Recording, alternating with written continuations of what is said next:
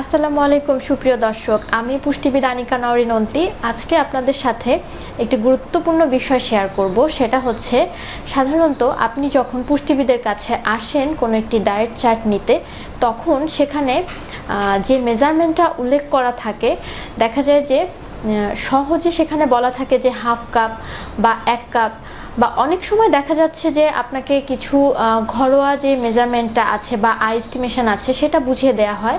তবে সার্ভিংয়ের যে কাপগুলো উল্লেখ করা থাকে সেটার হিসাবটা আপনাকে একদম পারফেক্টলি পালন করার জন্য আপনি যে কাজটা করতে পারেন সেটা হচ্ছে একটা মেজারিং কাপের সেট কিনে নিতে পারেন।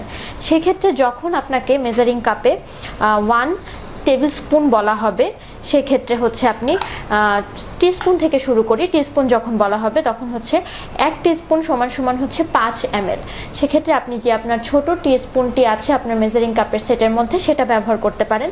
সাধারণত এখানে আমরা তেলের হিসাবটা করে থাকি। আপনার খুবই সহজ হবে যদি আপনি মেজারিং কাপটা সেটটা ইউজ করে আপনার তেলের পরিমাণটা এই স্পুনটা দিয়ে 1 টিস্পুন দিয়ে আপনি মেজার করে নিতে পারেন। এখানে ভুল হওয়ার সম্ভাবনা একেবারে থাকবে না বললেই চলে। এরপর যেটা আসি সেটা হচ্ছে টেবিল স্পুন। টিস্পুন আর টেবিল স্পুনের পার্থক্যটা অবশ্যই খেয়াল করে দেখবেন। সেক্ষেত্রে টেবিল স্পুন কিন্তু হচ্ছে 15 ml। এখানে আপনার কাছে খুব সুন্দর করে লেখা থাকবে কাপগুলোতে, আপনার বুঝতে খুবই সুবিধা হবে।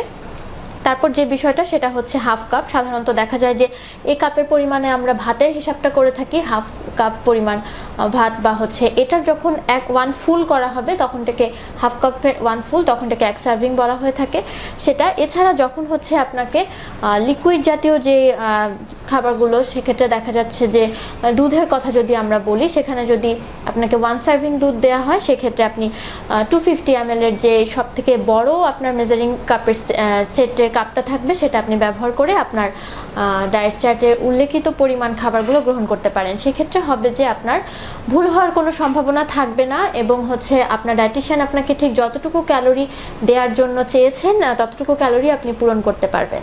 সুস্থ থাকবেন, ভালো থাকবেন। আসসালামু আলাইকুম।